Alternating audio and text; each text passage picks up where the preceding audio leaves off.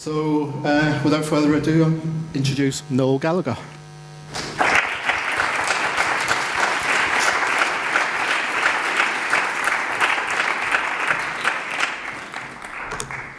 Hello. Let the battle commence. Okay, so first question, Gordon Smart.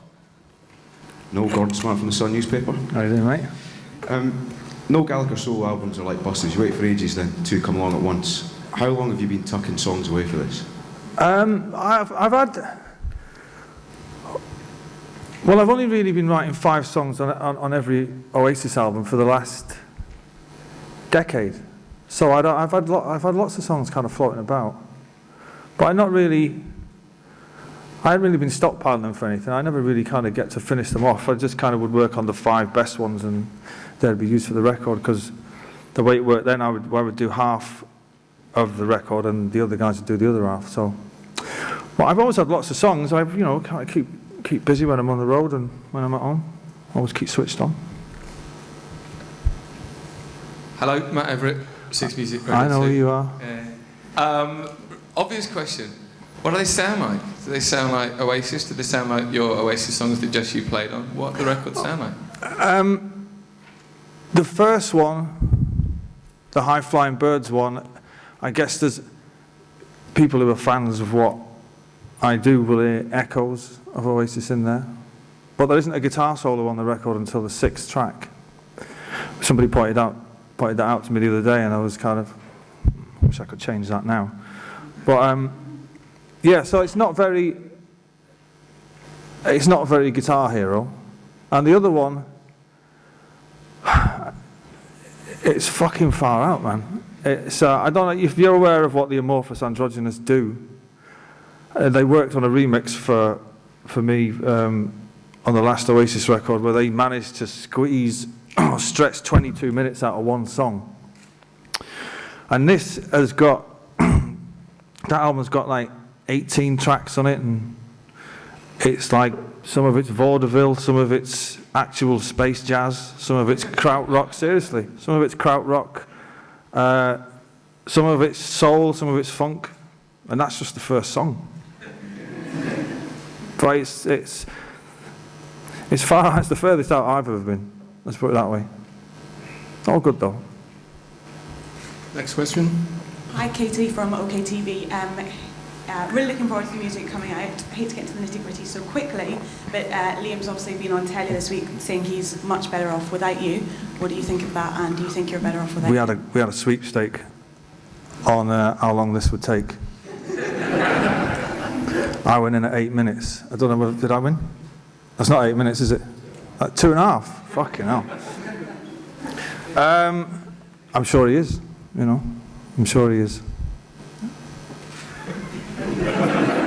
Am I better off what financially? I don't know. I don't know. Well, probably not really, because this is. I don't want to sound to put a downer on it, but I never really seen myself as being a front man, and I can see it being a major pain in the arse for me. Even a symbolic thing like standing in the middle of a stage, although I've done it before, I've done it in gigs for charity, so always in my head I was like, well, I'm doing somebody a favour, so fuck them, do you know what I mean? And now it's kind of like I've got to stand in the middle of the stage, and that's going to be weird. So he's probably better off without me because he's in charge, and it remains to be seen whether I'm better off without him, doesn't it? And next question is James from the Daily Star. Hi, Noel. There's an interesting... Just a question about Jordan. No, not at all, no. Kerry Katona? Oh, damn it. Prince William? I was actually more interested in your kettle. I'm looking at the list of players you've got on the album. There's a guy called Mark Neary who plays wine glasses, washboard and electric kettle. Yep. Will that be going on the road with you? Can you tell us a bit more about the kettle? The electric kettle? No. The guy Mark, he wasn't even supposed to play on the record, and he was just one of the guys who was operating the Pro Tools thingy-majig. one day we were in the studio and we were having a discussion about how we needed a double bass on the track, and he just casually piped up. He's a Geordie, right? And he says, "Oh, I can play the double bass." And I was like, "What? Go and get it." So off he went. And then the next thing was like, we were going on about a saw. You know, you play the saw with a thing. Then he just piped up that he could play one of those. Well, we'll go and get that then. What else can you play? You know, and he'd come out with the wine glasses and all that. The thing about the electric kettle is obviously a joke.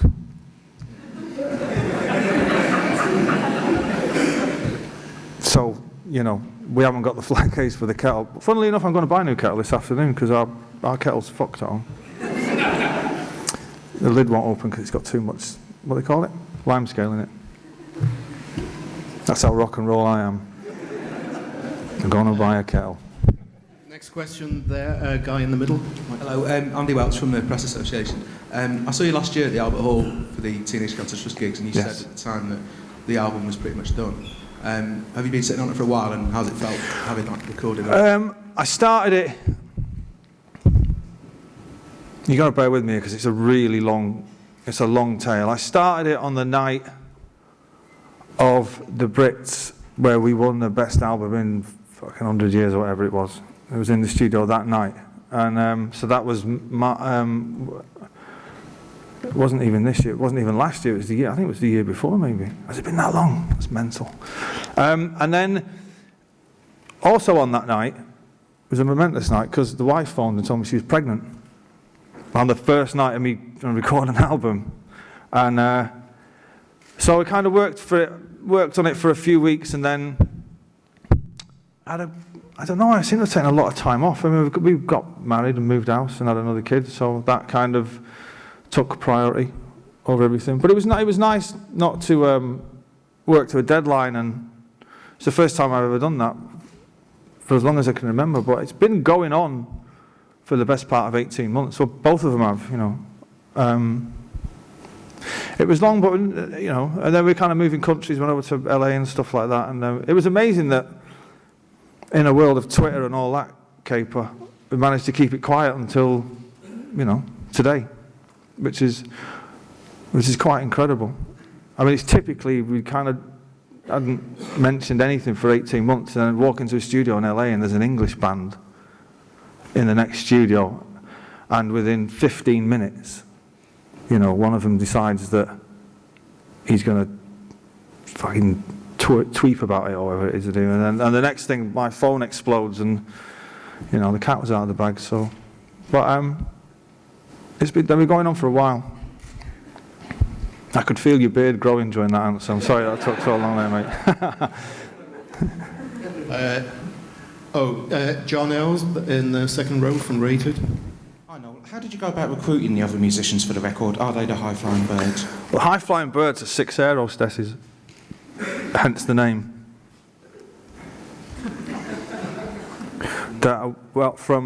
One's from Cathay Pacific, one's from British Airways, obviously, got to keep fingering, so to speak. And they were just guys that kind of called up and asked, to be honest.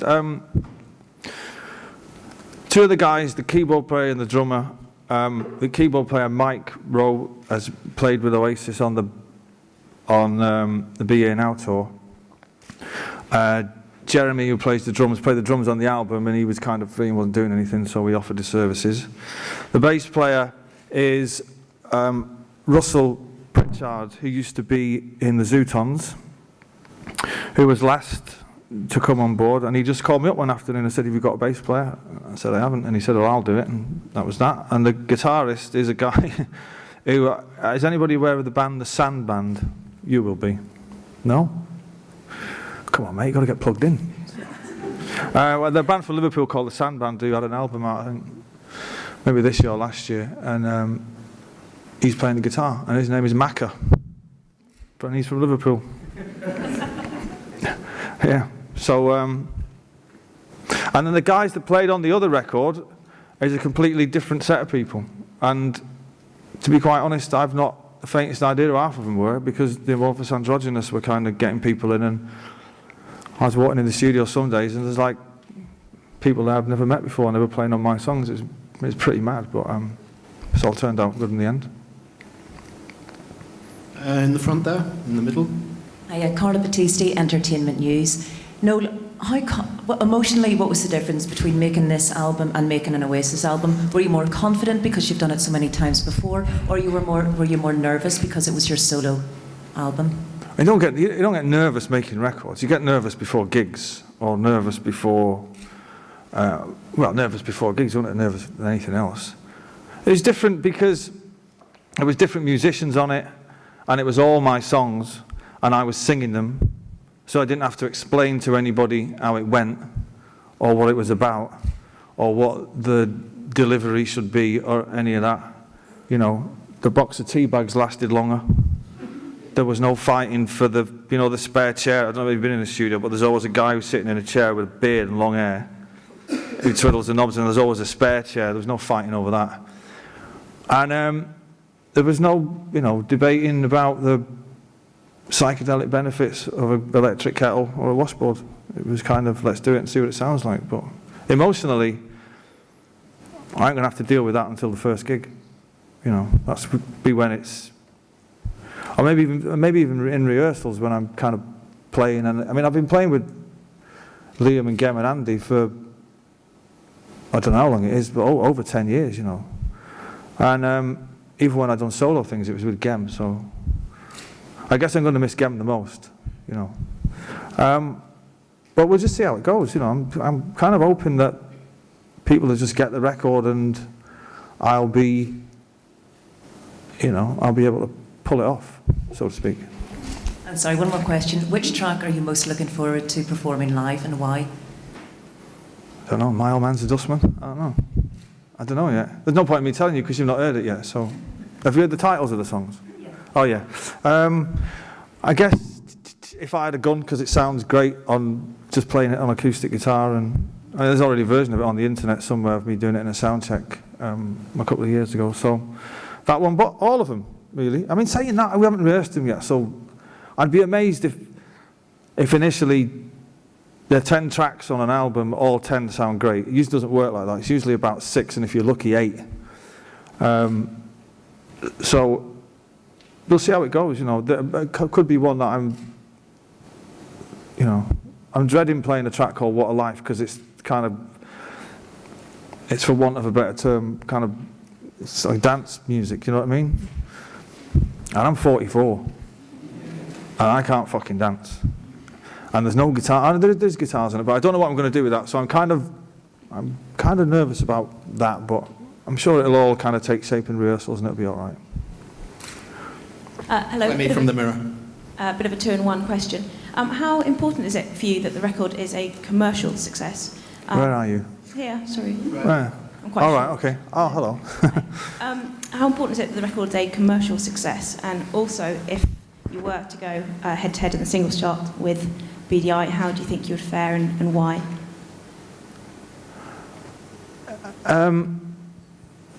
Commercial success, I've got no control over that, so I'm not, it depends how much the kettle costs this afternoon, to be honest. Do you know what I mean? I've no control over that. I don't know how many people are going to buy it. I don't know how many people are going to borrow it or rob it off the internet. I have no idea.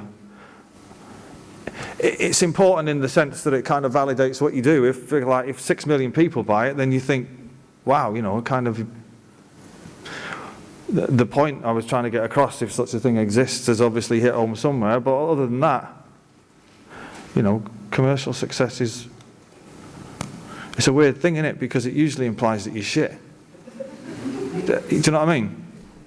If you sell like 18 million albums, and I'm going to backtrack on that because we've sold a lot of records in the past, but you know what I mean. And in the singles charts, I don't think Beady Eye are having singles out, and I'm having singles out because they've been very careful to keep all that apart. We got the same management, you see. I know, Greg from Radio 1. We've heard Liam talk a lot about that night in Paris. Obviously, the split came after that, but we've not really heard your side of things from that night. Looking back now you've had a bit of time to reflect, why do you think the reason that eventually you had enough of Oasis was? Well, I'd never had enough of Oasis. I've had enough of him. And our whole relationship was never as bad as people made out, you know. But it wasn't like, you know, we weren't like Milli Vanilli, do you know what I mean? Or whatever that means, I don't know, but I assume they got on. But it kind of all started to unravel, if I'm being honest, when he started his clothing label, and he demanded that in the Oasis tour program that he be allowed to advertise it, which I was against, because I didn't think that it was right for him to be flogging his gear to our fans. And there was a massive row about that. And it kind of went back and forward for a bit, as I remember it. And in the end, I said, all right, well, if you want to advertise in the programme, how much? And he couldn't get his head around that. And I was like, well, if, you know, Electrolux kettles, you know, want to advertise kettles in the tour programme, they pay us money, right? So how much are you going to pay me? And he hit the roof. And it slowly went downhill from there. And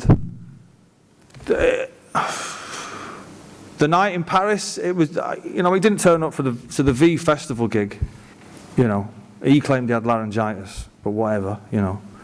And there was a lot of bad press around that. And in his own head, he thinks that I'm some kind of fucking puppet master who controls the media in England.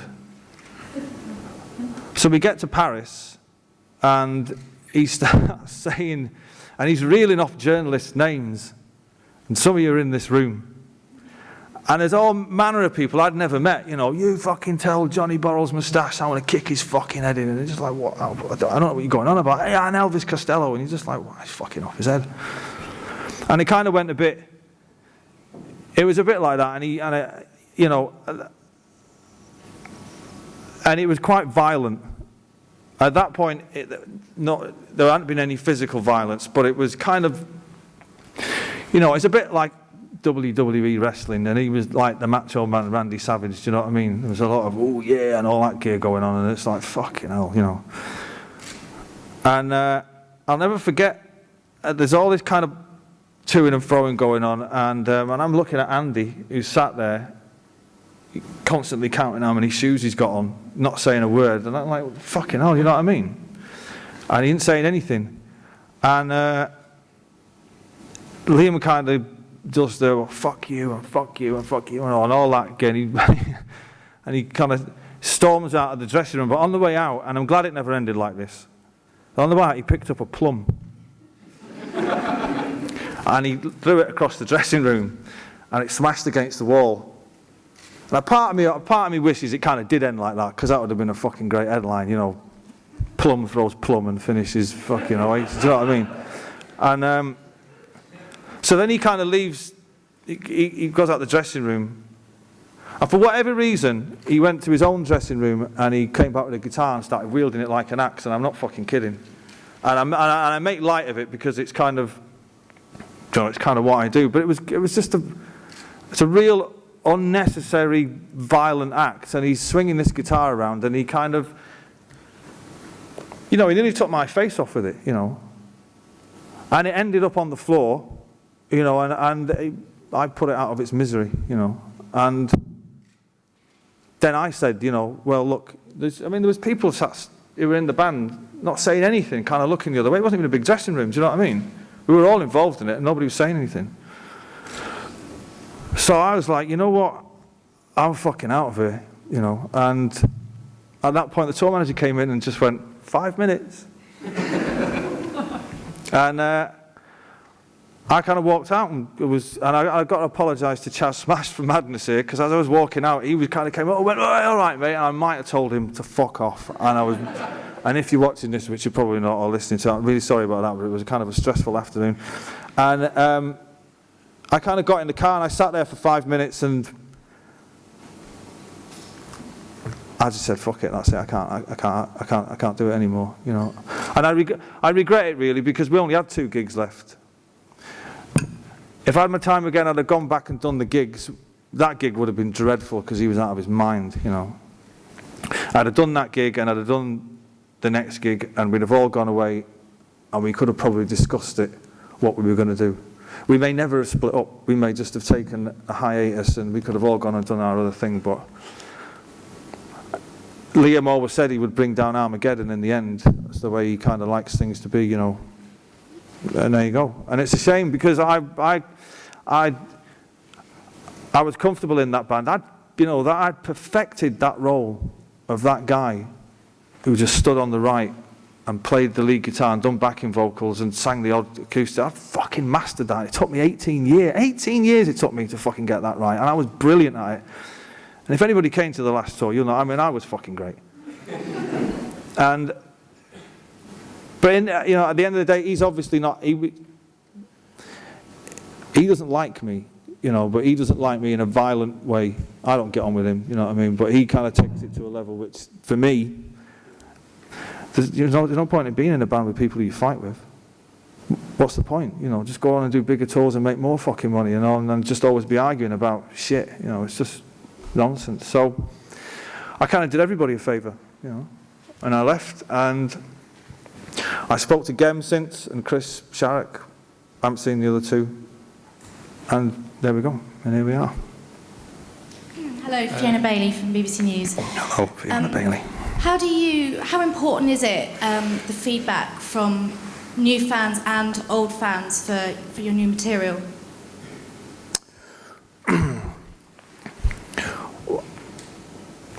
It's weird with fans, isn't it? You don't ever meet the ones who mind you with fucking pens and bits of paper. So I don't know. I mean, like I said at the beginning, I'm just assuming that fans of Oasis will like it because it'll have... I mean, I was the main songwriter. I wrote every song in that band that mattered, you know. So I'm assuming that they'll like some aspect of it. Now, there's going to be reviews that people will say, oh, well, you know, if only Liam was singing them, you know. Where in Beady Eye reviews, it's like, well, it's great, but if only Noel was writing the songs. And it's like, okay, well, we've fucking been there, haven't we, you know. So I don't know, you know. I don't know. Is it important? I guess, again, like going to the question the lady asked at the back, I guess it's kind of important because it validates what you do. But at the moment, I guess if I go out on stage and play the first song and nobody claps, then I'd be like, fuck, you know. But surely the wife will clap out of, you know, because it's in the marriage contract somewhere. So I think it'll be all right. I hope it'll be all right. Anyway. You're going to come. You'll clap, won't you? Yeah. Thanks. Noel, can you just talk a bit about your plans for playing live? Well, we're going to go out on tour the week after the album comes out, obviously, and it's going to start off kind of small in, you know, small theatres, and if it's deemed good enough to get any bigger than that, it'll get bigger than that. But you know, I don't think there'll be a huge, great, big tour this year. You know, kind of got to do stuff around the rest of the world. So I think it'll be. I think this year, as I understand it, is a quick whiz around the, so to speak, around the world and kind of do the major cities, and you know. And then probably be a bigger tour next year, I would have thought. But there'll definitely be gigs this year. Am I allowed to say where the first one is? Am I? Yes. Well, it's in Dublin, in Ireland. I don't know, on the 23rd, is that right? I don't know, 23rd. My manager's going like that. He doesn't know, I don't know. It's in Dublin though, the week after the album comes out. And then, you know, playing in all the obvious places, I guess. Manchester, London, Glasgow, you know, Edinburgh, Walmington-on-Sea. Next question at the front here. Hi, Noel, Sunta from XFM. You've got 2 new albums worth of material to play on that tour. Yeah. Will you be playing any Oasis stuff as well? I don't think I'd be let get out of a venue if I didn't play the ones you would expect. And the second record, the second album, that's not going to come out until,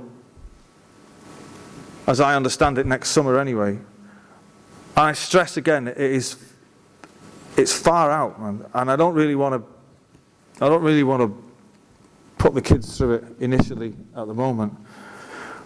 10 songs on an album lasts for 46 minutes and 12 seconds. That ain't long enough to charge people 75 quid. Not that I'm charging people 75 quid, but so I'm going to play some Oasis songs, and they're my songs, and I wrote them all by myself, you know, and I'm proud of them, and I'm proud of what they mean to other people, and I'm proud of where they sit with what I've done now. And you've really got to be on stage and see what the reaction is of crowds when you play Don't Look Back in Anger and The Master Plan and stuff like that. And unfortunately, them songs are like drugs to me, and I don't think I'd ever do a gig without playing them. That'd be crazy. It'd be like Paul McCartney doing the O2 and just playing fucking Wing stuff, wouldn't it? Do you know what I mean? Not that, I mean, that would be great, but not that I'm putting myself up there with Paul McCartney or anything, or the Beatles. But there you go. Neil McCormack from The Telegraph. Hi, Noel. So did you know, there's a lot resting on this. Did you push yourself creatively? Was this a bigger challenge? Have you gone deeper? Is it just the same songwriting approached in the same way? Or have you tried to push yourself? The songs are not Oasis songs, as you would, whatever that means, I don't know. But it's not stadium rock. There's an electric kettle on there, for crying out loud, you know, and a double bass, and a washboard, and a fucking set of wine glasses, and a saw, you know. So, and that's just all in one song. And but I'm not. When I write a song, I'm not thinking how it should be or how it should go, or you know, I have to do something different because of what I've done in the past. We're all there to serve whatever the song is.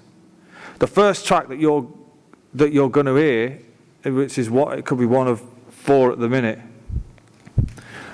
I've got to say, doesn't sound anything like anything I've ever done before. But that's not a conscious thing. It's just the way the songs are written. Because some of these songs on the High Flying Birds album were demoed during the last Oasis sessions. So, and I wasn't planning on leaving then or anything like that. You know what I mean? So subconsciously, I wasn't thinking, you know, this was, you know, I was going to do something different. But I've got to say, the main difference is, as somebody pointed out to me a couple of days ago, there's no guitar solos. There's only a guitar solo on 2 tracks, and one of them I didn't play. You know, so it's kind of, you'll like it. You have to wait till you hear it. You'll think it's brilliant. So, but did you feel you had something to prove as a writer? No. Yeah, I'm not being arrogant. I'm a little bit, but you know, you've only got to prove it to yourself. Because you know, to prove to who? No disrespect to anybody in this room, but you know, if it comes out and journalists, you know, slate it, doesn't mean anything anymore with the internet. You know, I don't mean to demean your jobs or anything, but everybody's a fucking journalist now. Everybody's a critic. Everybody reviews albums. So it's how it's received by the people ultimately, and I think they like it, or I wouldn't be putting either of them out. Craig McLean, 4 rows back there from the Times. I know. What would your album review of the Beady Eye album be then? I'll be honest. I haven't heard it because I know most of the songs anyway, because they've been going round for a few years, being, you know, put up for Oasis albums. But I've read a few of the reviews, and I've got to say it's got better reviews than any of you fuckers ever gave an Oasis album for the last 10 years. You can't begin to imagine how annoying that is. So it's kind of, I've heard what I've seen on the telly on Jules Holland and the Live from Abbey Road, and I've heard a few things on the radio. And out of respect for the friends that I've still got in that band, like Gehrman, Sharrock, I'd rather not. It's all right, isn't it? What do you think of it? There you go. Just there, 5 rows back, I think. Hello, Mimi Turner from The Hollywood Reporter. I was wondering how you felt sort of emotionally about getting right back in front of audiences and people and the sort of the public eye and becoming, another kind of character in a sort of narrative of fame. You've had so many years playing that role, and I wonder whether the scrutiny that goes with it, the impact on your life, wonder whether they were issues that you thought about before kind of doing what you're about to do now and sort of start all over again, maybe in a different way, but definitely starting. Well, emotionally, fame,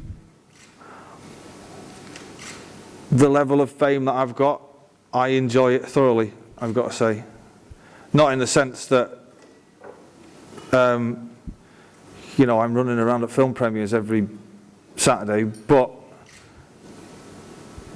because you might as well enjoy it, because there's no point in worrying about it or, worrying about people watching you buying underpants in Selfridges. I mean, it's annoying. You can't begin to imagine how self-conscious you become when you're buying underpants, when big fat dudes are watching you, in ocean colour scene t-shirts, you know what I mean? And they kind of it's weird, right? But you've got to buy underpants at the end of the day because you can't send the wife out. Do you know what I mean? We've got time for 2 more questions. But I'm going to enjoy it. It's going to be great to answer your question. It's going to be brilliant. I love it. Woo! It's Adam Sherwin in row 3. So. Have the authorities told you that maybe your phone might have been hacked at some point in the last 15 years? And what do you think about what we've learned in the last couple of days? I've got to say, I hope it has been hacked, because there's some fucking colossal messages on there, because I've got a great bunch of friends, believe you me. And if it was hacked, some of your colleagues are in the shit. I'm not sure there's anything that I'm not that interested in, do you know what I mean? So why would people hack my phone? But on the question of what do I think about it, it's probably as gross an infringement of people's civil liberties as there's ever likely to be, I would have thought, particularly in the case of that young girl that died. And if that's true, I don't know. But it's kind of, it's the dark side of the media, isn't it? You know what I mean? It's the dark arts. I guess we all know that it happens, but I don't know. It's pretty bad. Last question, 3rd row there in the middle. Hi, Philip from Bank Showbiz. There's a song on the album called The Death of You and Me. Yes. Are we to assume that's about you and Liam splitting up? You know the saying, if I don't leave this place, if we don't leave this place, it'll be the death of you and me. It's a bit more romantic than that. The wife said that when I played it to her. She was like, the death of you and me. And I said it was about us, you see. She was like, what the fuck are you going on about? I had to explain it to her that it's a romantic song about, about people escaping the surroundings they're in and running off and having a jolly good time and living happily ever after. But no, it's not about Liam. But you can say it's about me and Liam if you want. I'm sure I'm not going to fucking stop you. So, it would have been called, the death of me and the singer of Beady Eye anyway if it was about him, wouldn't it? But no, it's not about me and Liam. It's about me and this press conference, I believe. Are we done? On that note, everybody happy, I hope, and thanks very much. Thank you.